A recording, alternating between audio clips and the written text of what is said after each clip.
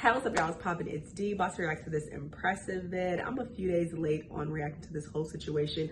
I already talked about it in the other reaction that I'm putting up today, but in short, the previous country that I was in, just a hot ass mess, okay? We were just not in good spirits to record, but we are in a brand new country. We are feeling better, so we're getting back into the swing of things. So this impressive vid is titled, Carlee Russell is a liar and thief. Police exposes her abduction scam. Jussie Smollett would be proud, girl. So I have briefly been online for the past several weeks, to be honest, since I've been in Europe. But I definitely saw this headline that she was missing. Then I saw another headline that she faked her abduction. So I don't know who this is or why she faked it or what did she have to gain. I don't know if she started a GoFundMe and got money. I don't know what's going on, but sure, Impressive is gonna break it down, and yeah, we'll see what happened. Let's watch. Back to the video. The story is about a 25-year-old woman named Carlee Russell who called 911 and said that she spied a toddler walking along an Alabama interstate. Hi, I am on Interstate 459, and there is a kid that's walking by themselves. Hold on, where am I going? I'm right next to the exit 10, like 100A, to get off my 100A. Was the child on the right side? On the right side. Is a male or female? I think it's a boy, a little boy. What is he wearing? It's a white t-shirt, and it doesn't look like he has any pants on. It looks like a diaper. And you don't see any cars anywhere? No cars anywhere. After she made this phone call, she then called one of her relatives, and while she was on the phone, she screamed. Her mother said that she screamed, and from there, her family didn't hear from her for the next 2 days.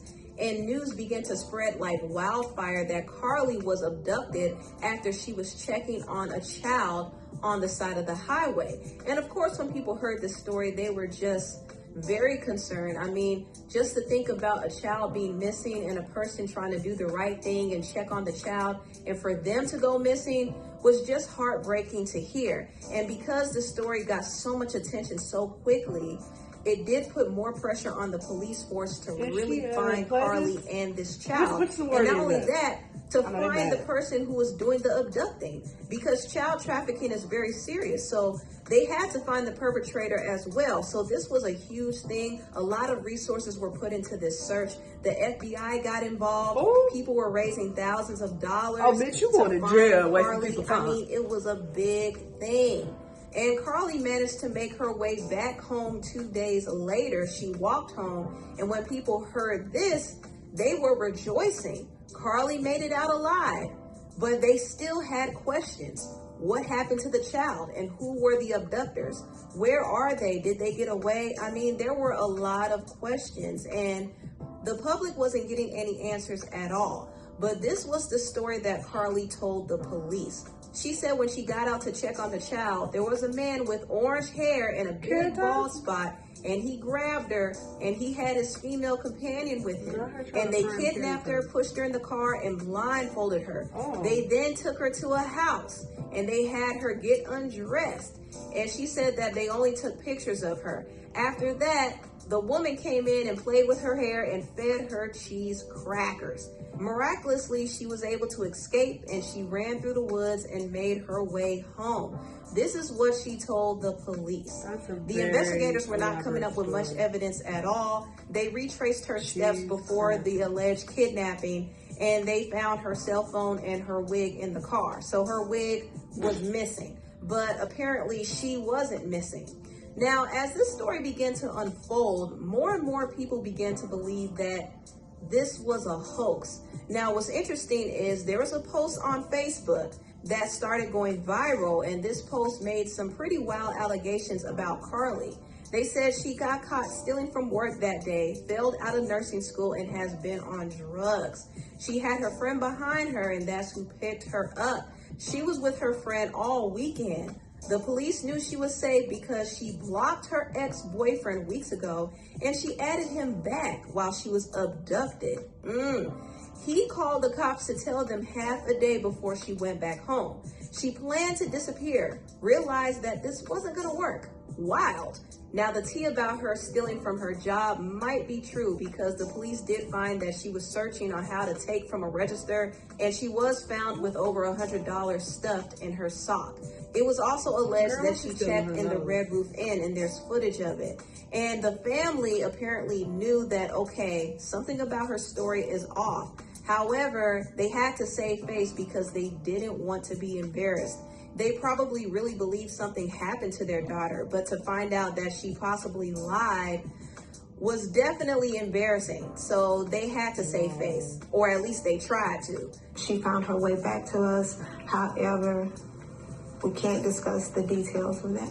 There were moments when she physically had to fight for her life, and there were moments when she had to mentally fight for her life. She's having to deal with the trauma of people just making completely false allegations about her.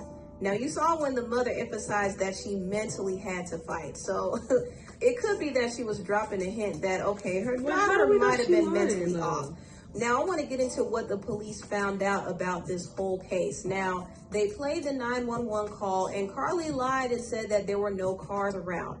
In the video, you can see that there were several cars passing through, and the police said that nobody made a call about a toddler being on the side of the interstate.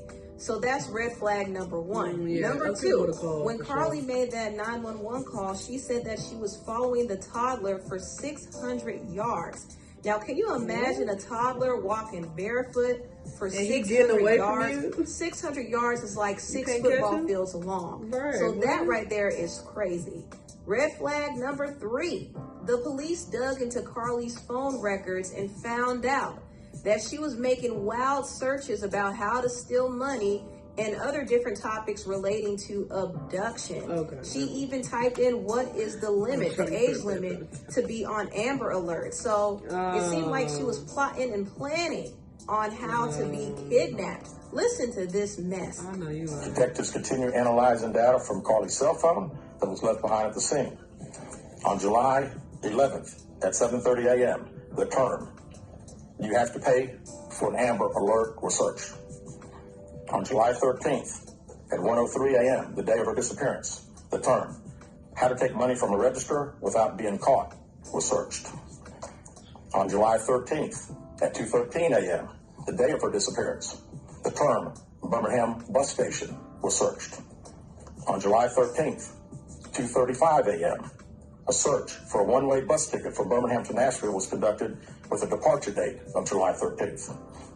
On July 13th at 12:10 p.m., a search for the movie Taken, a film about abduction, was conducted. There were 2 searches related to Amber Alerts on a computer at Carlee's place of employment, including one regarding the maximum age of an Amber Alert. There were other searches on Carlee's phone that appeared to shed some light on her mindset, but out of respect for her privacy, we will not be releasing the content of those searches at this time. So Carlee has been doing a lot of research about kidnapping, and it's funny because an old tweet resurfaced, and she said, "Taken 2 is my movie." It's not funny, y'all. It's not, but she seems to have some type of fascination with abduction, and the moment that she needed to get attention or to get away, that's when she tried to stage this whole thing, but it backfired. It's very clear to me that something is mentally off with Carlee, and she does need to face repercussions for her actions because she wasted a lot of people's time, a lot of people's energy, and a lot of resources. And she wasted prayers too, because I prayed for her. So she wasted my prayer. Girl. And let me just say this. This whole thing is very harmful and damaging for Black women, especially because a lot of times when Black women come out and say something happened to them, their cases are not taken seriously. And so women like her make it so much harder for the Black women. And also, this whole situation makes a complete mockery of all the victims of human trafficking.